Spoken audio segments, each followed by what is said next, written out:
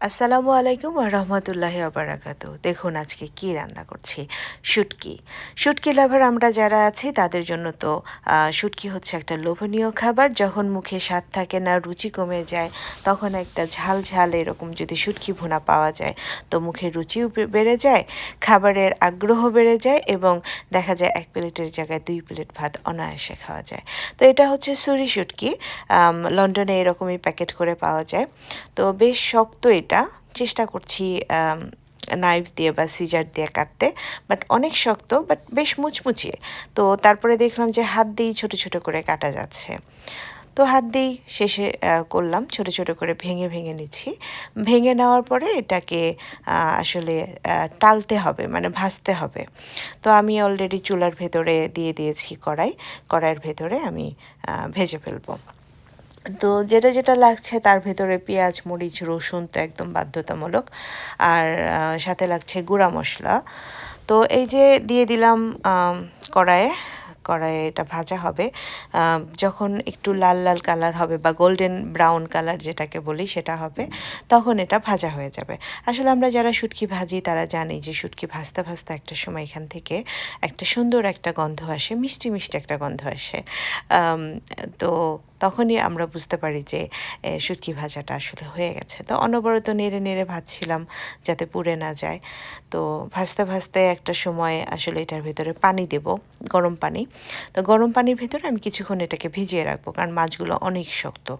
তো ভিজিয়ে রাখলে কি হবে মাছটা নরম হবে এবং সেই সাথে যেহেতু এটা সামুদ্রিক মাছ তো মাছের ভিতরে কিছু বালি থাকে বা এমন বালি, ধুলা এগুলো থাকে তো সেগুলো আস্তে, আস্তে রিমুভ হয়ে যাবে। আ তো এই যে ধুয়ে-টুয়ে ৪-৫ বার ভালো করে ধুয়ে গরম পানিতে তৈরি করে রাখলাম। আর সাথে থাকছে হচ্ছে ওই যে বললাম যে গুঁড়া কিছু মসলা লাগবে সেখানে আছে হলুদ, মরিচ, লবণ আর একটুখানি জিরার গুঁড়া। তো কড়াইয়ে তেল দিলাম পরিমাণ মতো যতটুকু আমরা খাই। এখন দিচ্ছি কিছুটা শুকনা মরিচ। আসলে ওই যে আমি প্রচণ্ড ঝাল খেতে পছন্দ করি এবং বগুড়ার মরিচ আমার জানা মতে সারা বাংলাদেশের মধ্যে আম ঝাল মরিচ, হ্যাঁ? তো আমি সেখানকার মেয়ে, ঝাল না হলে তো হবে না। তো দিয়ে কিছুক্ষণ একটু ভেজে এটার ভেতরে দিয়ে দিচ্ছি সেই পেঁয়াজ, কাঁচামরিচ এবং রসুন কুচি। তো আ শুটকির জন্য রসুন একটা বাধ্যতামূলক আ উপাদান। এটা দিতেই হয় আমরা যারা খাই বা যারা রান্না করেছেন অলরেডি। তো এই যে সবকিছু দিয়ে নেড়ে-চেড়ে এটা একটু যখন একটু চকচকে হয়ে যাচ্ছে পেঁয়াজটা বা কি বলে এটাকে একটু নরম হয়ে যাচ্ছে, সেই সময় আমি দিয়ে দিব হচ্ছে গুঁড়া মরিচগুলা। গুঁড়া যে মসলাগুলা ছিল সেগুলো। তো গুঁড়ো মসলা দিয়ে একটু ভাজা, ভাজা করছি কারণ আ আ আমরা সবাই জানি যে হলুদ থেকে এক ধরনের কাঁচা গন্ধ থাকে। তো এরকম একটু ভেজে নিলে কাঁচা গন্ধটা থাকে না যদি একটু তেলে ভেজে নেওয়া হয়। তো তেলে ভেজে নেওয়ার পরে এটাতে দিয়ে দিচ্ছি পানি। পানি সাধারণত আমি গরম পানিই ব্যবহার করি। আমার এখানে কেটেলে সারাক্ষণই পানি গরম হতে থাকে। সো আমার জন্য তেমন কোনো সমস্যা হয় না। তবে ঠান্ডা পানি দিলেও হবে। রান্নাটা একটু আ ঢিলা হবে তখন। তো এই যে কিছুক্ষণ পর, পর নেড়ে, নেড়ে দেখছি যে কি অবস্থা। তো এখনই দেখেন কি সুন্দর একটা কালার হচ্ছে। এখনই কালার বেরিয়ে আসছে মনে হচ্ছে। তো এখন দিয়ে দিলাম আমার গাছের টক টমাটো। এটা একটু টক নিয়ে আসবে। আমার কাছে ভালোই লাগে। যারা টমেটো দিতে পছন্দ করেন না তারা এটা স্কিপ করতে পারেন।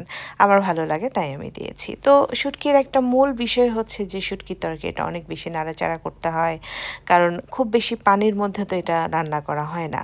তো যাতে নিচে লেগে না যায় সেইজন্য। তো এখন শুটকিটা দিয়ে দিলাম কারণ দেখলাম যে হয়ে আসছে প্রায়। পেঁয়াজ সিদ্ধ হয়ে গেছে, টমেটো সিদ্ধ হয়ে গেছে। আম তো এখন শুটকি দিয়ে একটু নাড়াচাড়া করছি, একটু ভাজা, ভাজা করছি যেটাকে বলে। তারপরে এটার ভেতর দিচ্ছি একটু গরম পানি।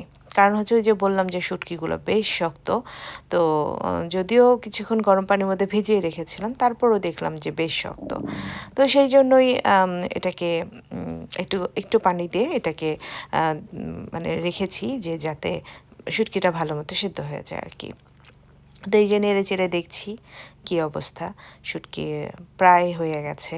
আ মরিচ উম আ মরিচ তারপরে টমেটো এগুলো সব সেদ্ধও হয়ে গেছে। তো লাস্টে আমি একটু ইয়ে দেব, রসুনের কুচি দেব। রসুন কুচি না, আসলে রসুনকে লম্বা লম্বা করে ৪টা ভাগ করে করে দেব। এটা আমার কাছে ভালো লাগে।